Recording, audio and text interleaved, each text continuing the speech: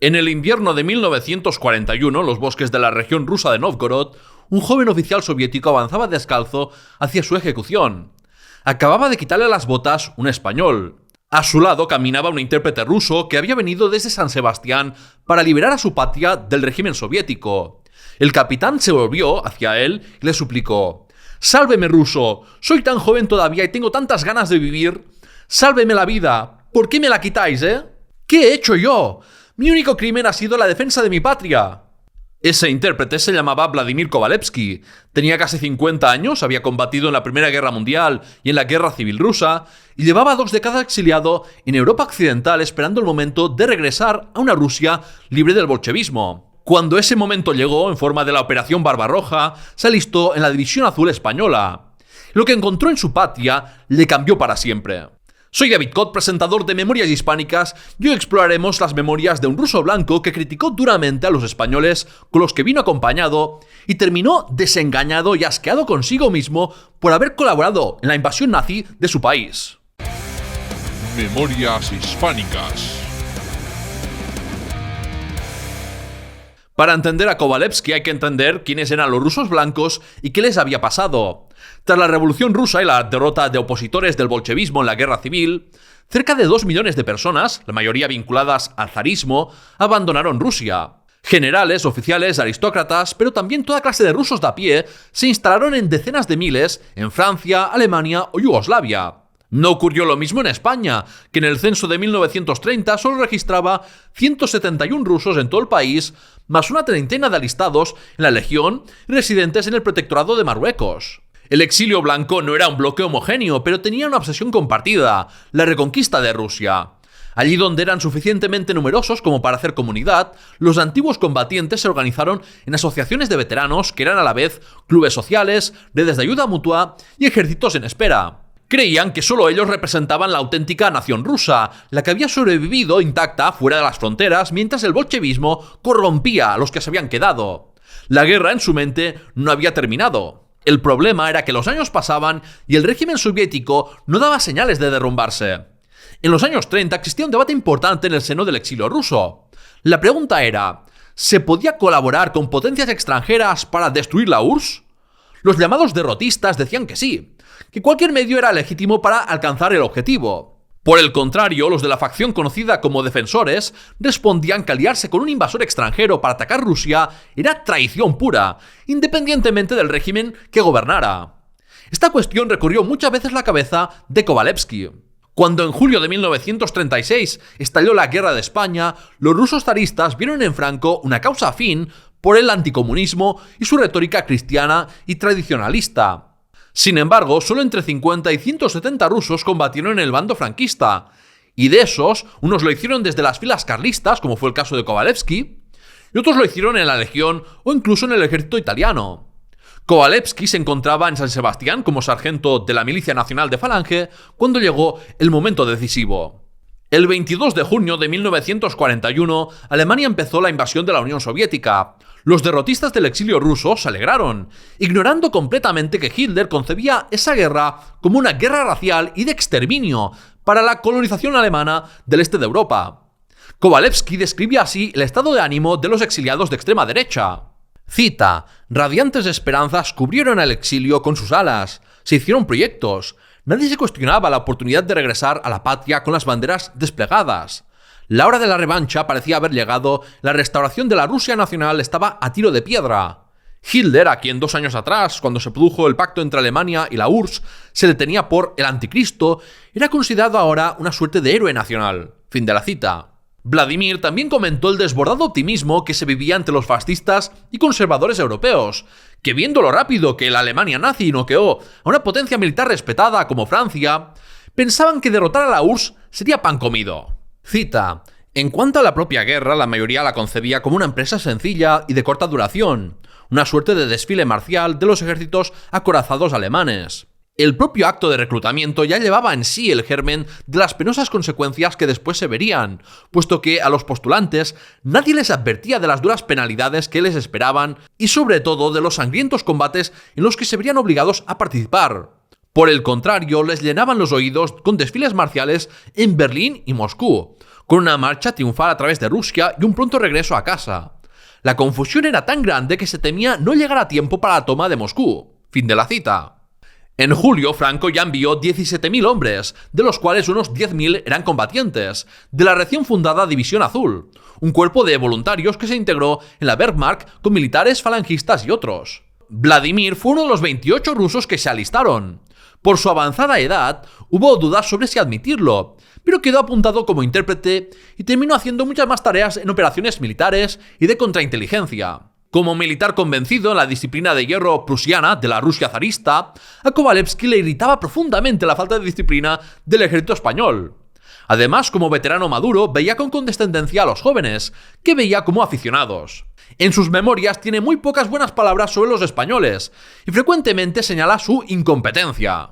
Cita: los españoles son tan descuidados en la retaguardia como ansiosos en el frente. Lo mismo le estalla a uno en las manos una de las muchas granadas que los rojos dejaron abandonadas en su retirada, que alguna de nuestras patrullas manda al otro mundo a un compatriota, incrementando así el número de los caídos por España, aunque no precisamente abatidos por el enemigo. Los españoles eran incapaces de pronunciar y ni siquiera de memorizar los vocablos alemanes, y no se decidían a crear sus propios santo y seña.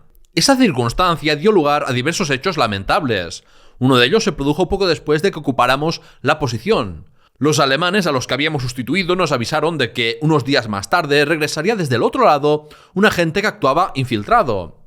El santo y seña, en alemán, fue notificado a todas las compañías. Pero pronto se supo de un hombre abatido cuando trataba de cruzar las líneas, y resultó que se trataba precisamente del infiltrado alemán. Fin de la cita. La actitud relajada de los españoles ocasionó choques con los alemanes. Cita: dada la pereza de los españoles, la tropa marchó al frente de batalla sin ninguna preparación. Los salvó, no obstante, la valentía innata que es también propia de los españoles y su naturaleza de indolentes aventureros. La desidia y la falta de disciplina de los españoles traían de cabeza a los instructores alemanes. Los españoles, por su parte, criticaban todo lo alemán. Decían que los alemanes se comportaban como máquinas, se ufanaban de la sana disciplina española y escurrían el bulto de las sesiones de instrucción cada vez que podían. Fin de la cita. Aunque sean de un ejército de la España de Franco, me gusta ver esa actitud anárquica poco dada a obedecer ciegamente de los españoles, en contraste con los alemanes, que efectivamente son muy robots.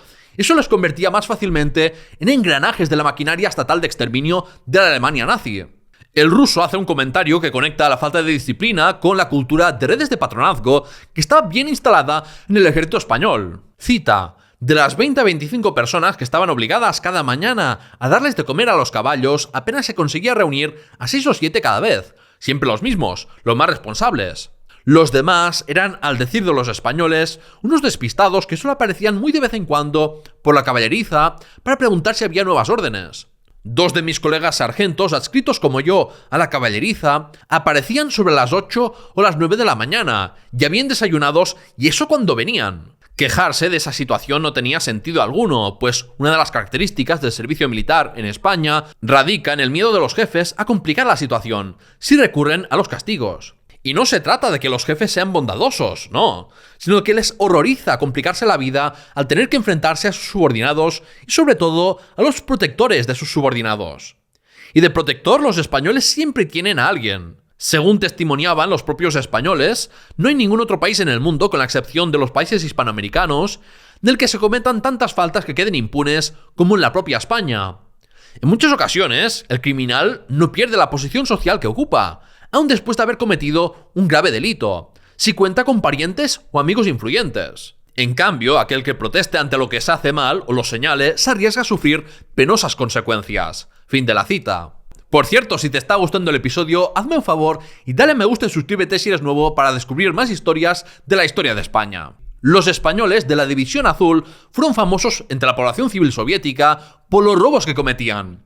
El pillaje era la cosa más normal del mundo. Algo que indignaba a un nacionalista ruso como Kovalevsky, al que le dolía ver cómo los de la División Azul podían llegar a poner en riesgo la supervivencia de familias campesinas rusas sin sentir el menor remordimiento. Cita: los españoles que habían ido a Rusia a comer pan blanco entendían que requisar cualquier cosa comestible, la mayor parte de las veces sin pagar nada por ello, era su derecho inalienable. A pesar de la impresión general de desolación, en Novgorod habían quedado muchas casas en pie y en estado habitable. En una de ellas, antes un museo y ahora un puesto de la Gendarmería Española, se iba a celebrar el interrogatorio. Ignoro en qué momento el museo había sido saqueado totalmente, si antes de que se instalaran en él los españoles o después. De lo que sí no cabía ningún género de dudas era de que el saqueo había sido obra de los españoles, porque de acuerdo con una de sus vigilantes, los alemanes no habían tocado ni una sola de las reliquias que albergaba. Algunas de las piezas robadas se vendieron después en España y a precios muy altos, por cierto. Fin de la cita. La historiografía y la memoria de los soviéticos coinciden bastante en presentar a los españoles como ocupantes caóticos, que cometían robos y eran menos disciplinados que los alemanes, pero también menos racistas y crueles. A diferencia de muchas unidades alemanas, rumanas o húngaras, los españoles no cometían represalias indiscriminadas en forma de castigos colectivos y por lo general no trataban muy mal a los prisioneros, porque a diferencia de los nazis, no estaban adoctrinados para buscar su exterminio. Los comentarios de Kovalevsky confirman estas apreciaciones. Hay que decir que el pillaje podía ser por capricho, por creer en el derecho del conquistador a hacer lo que quisiera, pero también por necesidad. En relación con esto, el ruso blanco explica la corrupción de la Intendencia Militar Española, un problema endémico en el ejército desde el siglo XIX, cuyo pato pagaban tanto los contribuyentes como los soldados rasos. Cita: a la búsqueda de patatas mandábamos a la gente por turnos y a partir de cierto día nos vimos obligados a interrumpir esas expediciones, porque el frío de 30 y 35 grados bajo cero ponía la tierra dura como una piedra. Era tanto el frío que, aunque lograra sacar una patata del suelo, se te deshacía entre las manos como si fuera polvo. Esa circunstancia constituía una verdadera desgracia para los españoles, porque la distribución que hacían de las raciones había conducido a una situación de verdadera miseria con la alimentación. Antes de llegar a las manos del soldado, su ración pasaba por 6 instancias españolas distintas: la intendencia, el regimiento, el batallón, la compañía, el pelotón y el departamento. Y cada vez los repartidores arañaban algo para sí mismos, y sobre todo cogían lo que resultaba más nutritivo. La mantequilla, que repartían 2 veces a la semana, no llegaba jamás a las trincheras. El azúcar, del que algo daban al principio, aunque fueran cantidades microscópicas, también se lo quedaban. De la sustracción de la carne hay poco que decir, porque en la comida caliente, que se repartía una vez al día, nadaban a veces en trocitos de grasa, pero hablar de trozos de carne habría sido una gran exageración. Como es natural, yo habría dado crédito a la versión española de que los alemanes nos están matando de hambre, de no ser porque en numerosas ocasiones pude asomarme a la mesa de nuestros aristócratas, los maestros armeros que vivían en la retaguardia bien pegados a la cocina de la compañía. Pan abundantemente untado de mantequilla, una gran cantidad de azúcar, filetes del tamaño del plato, dulces, conservas, café. Según me dijeron los alemanes, y yo mismo comprobé más adelante, la ración de los españoles debía ser incluso mejor que la suya, porque se recibían muchos alimentos desde España, donde se organizaban colectas a esos efectos entre la población, y además se retenía cierta cantidad de la paga de los soldados para mejorar la alimentación de la tropa. Lo cierto es que ya a finales de noviembre de 1941, el hambre más atroz se había apoderado de las trincheras y todo el que podía se iba a la retaguardia, donde se estaba más cerca de las fuentes de suministro. Fin de la cita. El exoficial zarista es muy crítico con la hipertrofia de la oficialidad española, problema bien conocido del ejército de la época, y también con una figura que hoy todavía los franquistas tienen en un pedestal como héroe de guerra: el general Agustín Muñoz Grandes, al que el ruso trata como un incompetente hombre del partido falangista. Cita: la institución de oficiales honoríficos que rige en España es un anacronismo en toda Europa. En ningún otro lugar del mundo he visto un número tan alto de oficiales que carecen de toda formación militar. Un buen tercio de los oficiales del regimiento no saben mandar. Y como no tienen el menor interés en la vida de los soldados, toda la responsabilidad de mantener la disciplina recae sobre los suboficiales. Muñoz Grandes estaba permanentemente rodeado por un sinnúmero de ayudantes, o mejor dicho, de aprovechados, porque en ningún lugar se vio jamás mayor cantidad de parásitos que en el ejército español y sobre todo en la División Azul. Fin de la cita. Otro aspecto que toca Vladimir en diversos momentos de sus memorias es la relación de los españoles con mujeres. Ya el paso en tren por Alemania había dado un adelanto. Cita: en cuanto hubimos acabado de comer, los vecinos de Karlsruhe pudieron pasar al andén a departir con los visitantes. Los jóvenes trabaron amistad inmediatamente. Y aunque cueste creerlo, en aquel pequeño espacio de tiempo, unos 20 minutos si acaso, y lo que es aún más notable, sin conocer el idioma, los españoles se las apañaron para hacer amigas, encontrar madrinas y sobre todo novias. Más sorprendente resulta aún el hecho de que muchas de esas novias se tomaron en serio la relación. Más adelante, ya en Rusia, leí numerosas cartas de esas jóvenes que, asumiendo plenamente el rol de novias, planeaban sus futuras bodas con los morenos chicos españoles. En la mayoría de los casos, y dado que conozco a los españoles, sentía pena por aquellas muchachas. Fin de la cita. A ver, también te digo, si 20 minutos bastan para embaucarte con proposiciones de noviazgo, igual el problema lo tienes tú. Pero esto que en Alemania resulta cómico, en el frente ruso sí que adquirió tintes mucho más sombríos. Cita: en lugar de los rostros serios, adustos y preocupados de los Hauptmann-Major alemanes, en los pasillos del Estado Mayor español revoloteaban jóvenes capitanes y comandantes acicalados y eternamente sonrientes, que de tanto en tanto se paraban a galantear a jóvenes muy monas que trajinaban entre los militares. Sorprendía la abundancia de aquellas Katias, Natashas y Olechkas de cabellos dorados y boinas rojas, que parecían haber asimilado a la perfección sus roles un poco de criadas, un poco de odaliscas.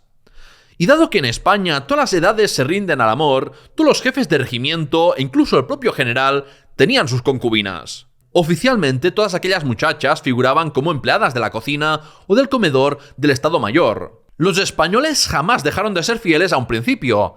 ¿Para qué complicarse la vida y convertirla en una tragedia cuando es tan divertida y tan llena de placeres? Mucho de aquello que los rusos consiguieron conservar y les fue decomisado después por los españoles, volvió a sus manos más tarde en pago por las caricias vendidas por aquellas desdichadas mujeres.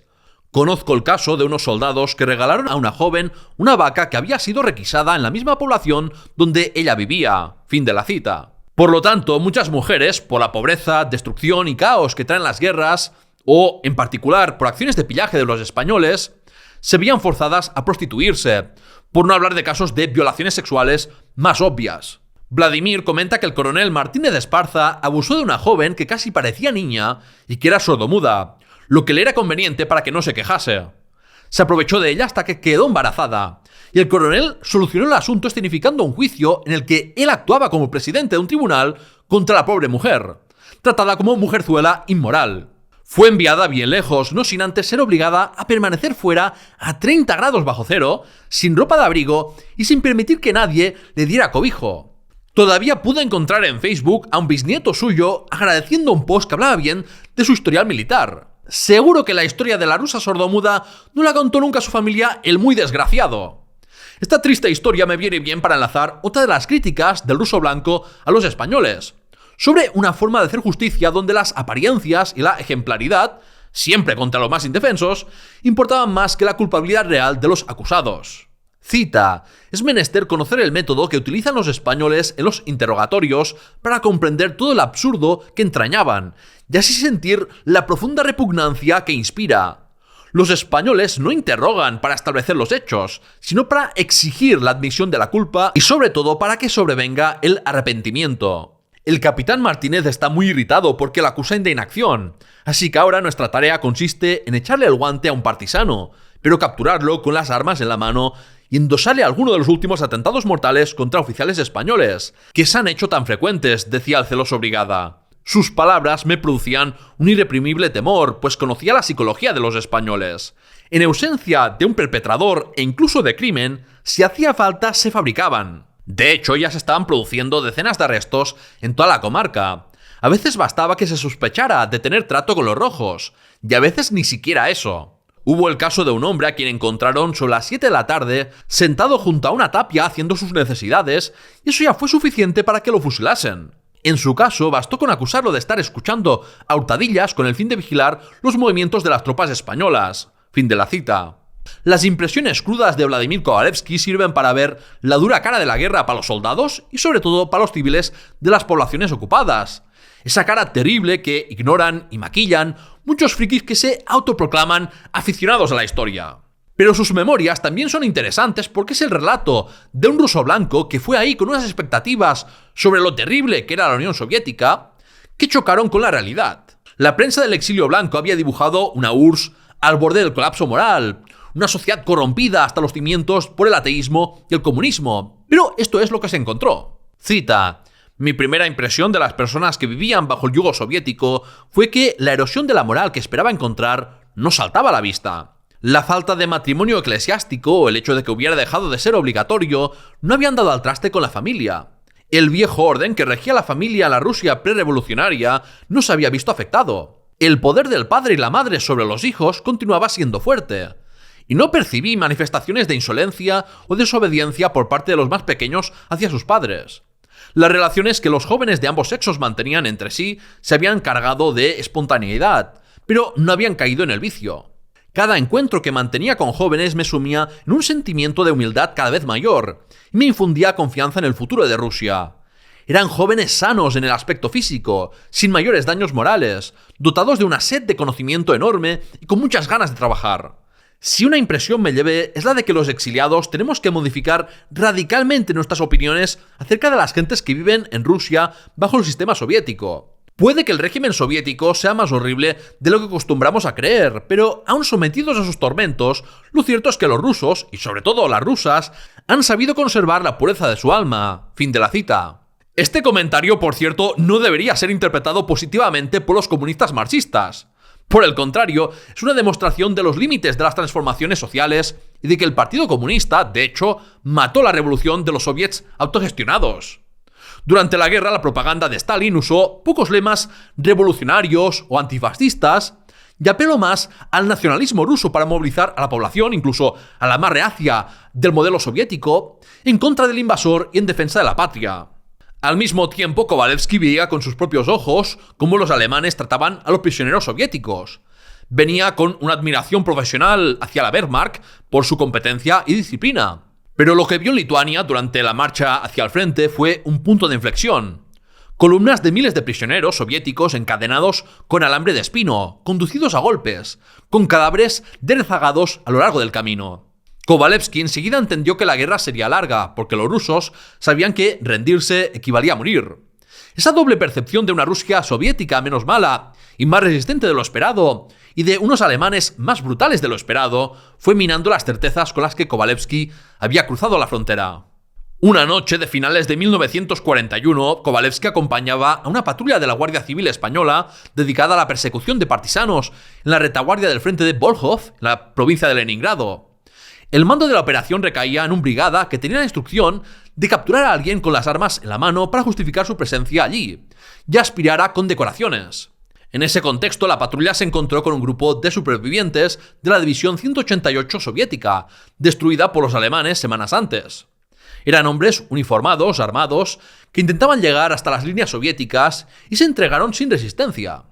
Por tanto, eran prisioneros de guerra regulares, no partisanos. Kovalevsky entendió que no podían ser fusilados. Sin embargo, aparecieron alemanes que pensaban lo contrario y empezaron a gritar que había que ejecutarlos.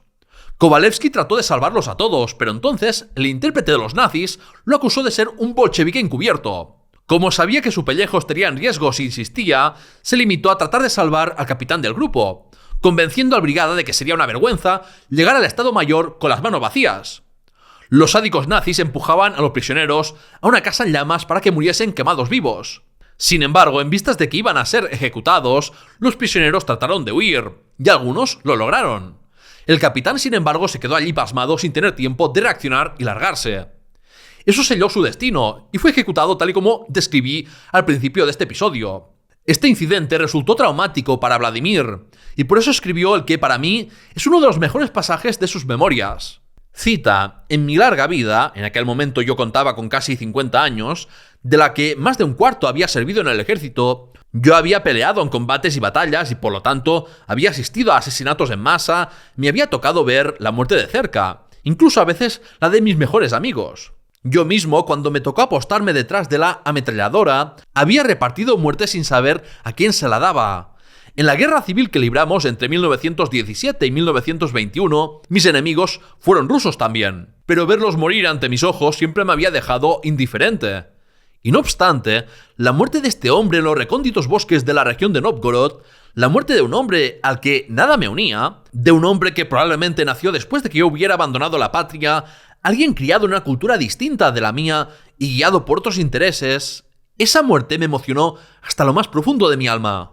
¿Por qué me conmovió de esa manera? ¿Se trataba tal vez de que me arrepentía de haber vuelto a mi patria acompañando a aquellos extranjeros? ¿Habría comenzado a dudar de que estaba defendiendo una causa justa? ¿Sería tal vez que me estaba haciendo viejo? ¿O por fin me estaría preguntando en mi fuero interno si tendría yo derecho a mis años siendo ya un hombre con la vida cumplida, exhausto y decepcionado de todo, un hombre que nada esperaba ya de la existencia, un hombre agotado, harto de la vida que llevaba, de mi incesante ir y venir y mis falsas ilusiones, si tenía yo derecho a dar fin, porque en esencia yo maté a los 3 rusos que se me entregaron, a una vida que apenas alumbraba, una vida llena de fe e ideales que, aunque yo no fuese capaz de comprenderlos, eran ideales sin duda. Fin de la cita.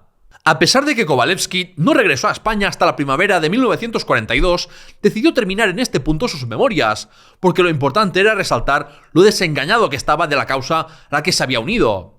Ya antes había escrito sobre su papel en la guerra, que terminó por avergonzarle más que ser motivo de orgullo. Al final, como nacionalista ruso que no tenía la cabeza completamente lavada, se dio cuenta de que tenía el triste papel de colaboracionista traidor a la patria. Y eso todavía pesaba mucho en su conciencia cuando escribió sus memorias a finales de la década de 1940.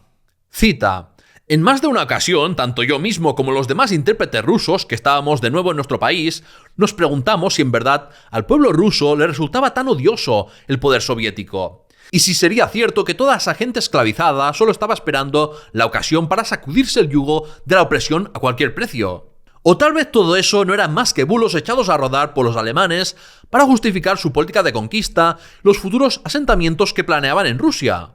Si lo segundo era verdad, entonces nosotros, los rusos que vinimos con ellos, estaríamos jugando un papel nada halagüeño, al estar traicionando a nuestra patria y sirviendo a sus enemigos. Esa duda me atormentaba a menudo. En ocasiones me venía a la cabeza la idea de que era el propio pueblo, y no el poder soviético, el que estaba defendiendo su país, y que el pueblo se había habituado tanto al poder comunista que no esperaba ya nada mejor. Y mientras tanto nosotros, llegados de Occidente, solo les habíamos traído muerte y desolación. En ese caso, habría que aceptar que toda la prensa de los exiliados rusos nos había estado engañando durante 20 años, presentando a la URSS como un ente criminal, mientras se ocultaban los logros y el florecimiento de nuestra patria. En algunos momentos, esa idea llegaba a parecerme una verdad irrefutable. Fin de la cita. Este pasaje, sin embargo, sigue con la matización de que también había rusos que colaboraban alegremente con los ocupantes y que deseaban librarse del régimen soviético. El resumen es que había una pluralidad de tendencias y de reacciones, como es normal en el mundo complejo en el que vivimos. El último párrafo de sus memorias es una última puñalada a los españoles de su tiempo. Cita: el español que vive bajo el régimen de Franco es menos capaz de realizar una proeza de lo que nunca lo ha sido en toda su historia, y menos de lo que lo fue pueblo alguno en el mundo. Pero continúa viviendo a hombros de su noble pasado, y sus pretensiones de ser un pueblo elegido no tienen límites. De ahí es de donde salen los héroes a la manera del capitán Martínez. A nadie engañan, eso es seguro. Pero cabe preguntarse si los mismos creen en esos nuevos Cortés y Pizarro. Yo lo dudo, porque los españoles hace tiempo ya que perdieron la fe en los hombres y en Dios. Fin de la cita. Son las memorias amargas de un ruso blanco cansado y decepcionado de la vida y de las causas por las que luchó. Yo solo he leído fragmentos, pero si tienes ganas de más, puedes comprar el libro titulado Un ruso blanco en la División Azul, Memorias de Vladimir Kovalevsky, con enlace de afiliados de la descripción. El tema cubierto en este episodio fue elegido por los mecenas de Patreon y miembros de YouTube. Y si eres de los que no se pierde nada de lo que publico, te pido que me apoyes a cambio de beneficios como acceso anticipado a todo, votar temas, acceso a carpetas con miles de imágenes, un merchandising que no encontrarás en la tienda del programa. Gracias, por cierto, a Familia Mendo por hacerse miembro del canal. Y si quieres aprender por qué Franco no hizo que España entrase en la Segunda Guerra Mundial, te dejo un vídeo abajo en el que desmonto muchos mitos. Gracias por llegar hasta aquí y ¡hasta pronto!